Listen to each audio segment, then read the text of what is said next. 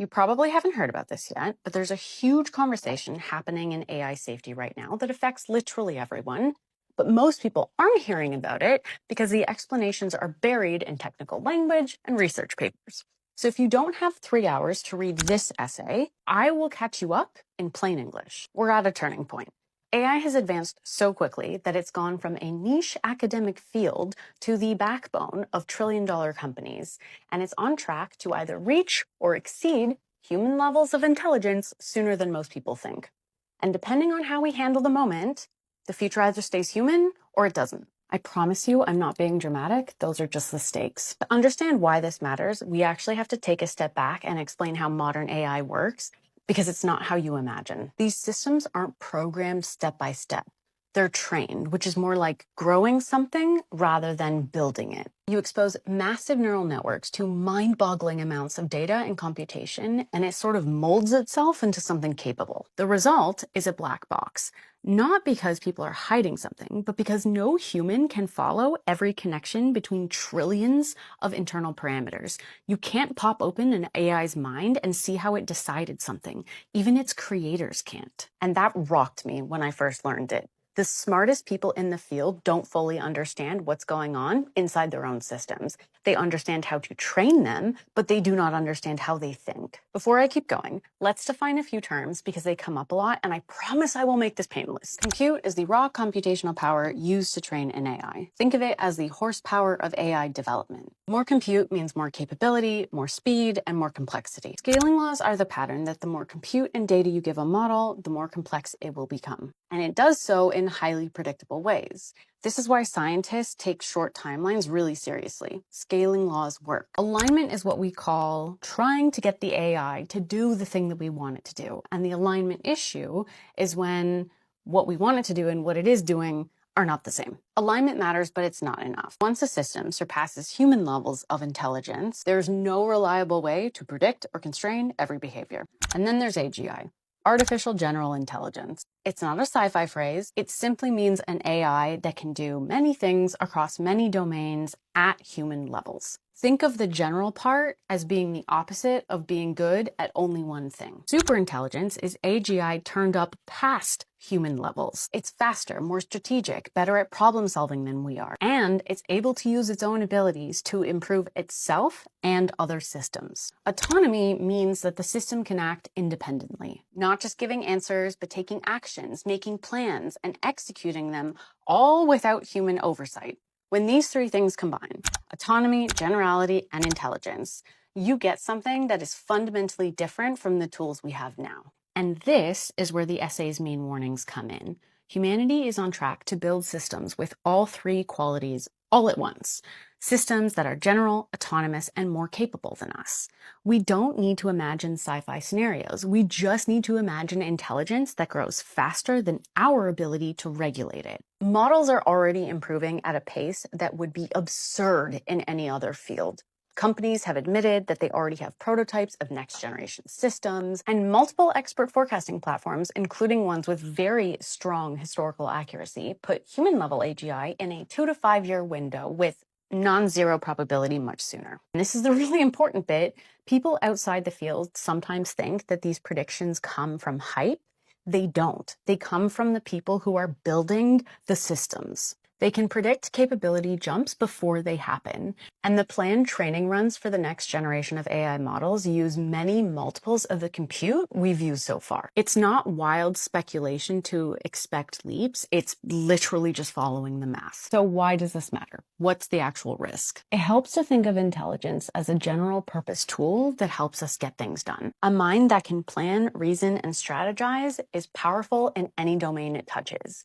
Humans are dominant on Earth because we have these capabilities, not because we're fast or strong. If we create systems smarter than we are, faster than we are, and able to act independently, we aren't the dominant force anymore. Something else is. That doesn't require malice, it doesn't require rebellion, it just requires intelligence seeking to optimize for something in a way we don't fully understand. And we already struggle to understand systems that are far less capable than what's coming. Let's talk governance and power. Right now, AI is controlled by a handful of companies spending billions of dollars each year. Their incentive is to scale, to innovate quickly, to beat their competitors. And the governments that are trying to regulate them are moving much more slowly. If AGI arrives in this environment, a competitive race between companies and nations, power concentrates dramatically. A small number of actors could command systems smarter than entire human teams. They could automate economic activity, influence the political system, reshape culture and information ecosystems. And even if these companies had the best intentions in the world, that concentration of capability is an inherently unstable structure. We are not prepared for what happens when non-human agents become key decision makers in society. And this is the point that's easy to miss. Even if alignment is solved, the risks do not go away. You can have a system that is perfectly aligned with human values and still have catastrophic outcomes if it's misused, if it's stolen, if it's poorly deployed, or even if it's simply misunderstood. Alignment doesn't solve geopolitical tension. It doesn't solve power concentration. It doesn't stop accidental runaway processes. It doesn't address the fundamental fact that uncontrollable intelligence is uncontrollable, even when it intends to be helpful. We cannot audit or understand a system that is thousands of times more complex than us. And that's not pessimism. That's just computational reality. If we build something more intelligent than we are, we cannot guarantee control over it. That's the crux. So what's the alternative? The essay proposes something called tool AI. Tool AI is powerful, transformative, even revolutionary, but it avoids the dangerous combination of autonomy, generality, and superhuman intelligence. You can have highly intelligent systems that don't act on their own. You can have extremely capable assistants that still require human oversight. You can compartmentalize abilities so that they can't chain actions together in unpredictable ways. Tool AI can help cure disease, accelerate research, improve education, and strengthen democracies. It can make us better at the things humans excel at and support us where we struggle. It's not about limiting progress. It's about shaping progress so that it remains human-centered. Now listen, tool AI isn't perfectly safe. Nothing is. But the risks are the kind that we know how to deal with. Misuse, over-reliance, misinformation, monopolies, surveillance capitalism. These are serious problems, but they're human-scale problems. Superintelligence is not a human-scale problem. That is the difference. Tool AI keeps humans in the loop. It keeps humans as the primary agent. It keeps the future shaped by human judgment, even when that judgment is assisted by powerful systems. And honestly, that's enough. We don't need or benefit from building something beyond our own control. Now let's talk about actual policy, because the essay isn't abstract. It lays out practical steps that we can take right now. First is oversight of compute. Since compute drives capability, tracking compute lets us track when breakthroughs are likely. We already track things like energy production, financial flows, chemical precursors. Tracking dangerous materials is harder than tracking compute. Second, legal caps. If a training run exceeds a certain amount of compute, it triggers strict review or becomes prohibited. These caps can be enforced through hardware, meaning that the chips used for AI would require authentication. Third is strict liability. If you build a system that's highly autonomous, highly general, and highly capable, you're responsible for everything it does. This pushes developers to keep systems safe and narrow unless they can prove otherwise. Fourth is tiered regulation. A small chatbot would get light regulation, a general purpose agent would get heavy oversight, and near AGI systems, not allowed at all. Fifth is international cooperation. Because only a few companies produce the specialized chips needed for cutting-edge AI, creating an international governance framework is far easier than it sounds. It's not like nuclear materials that spread across the world.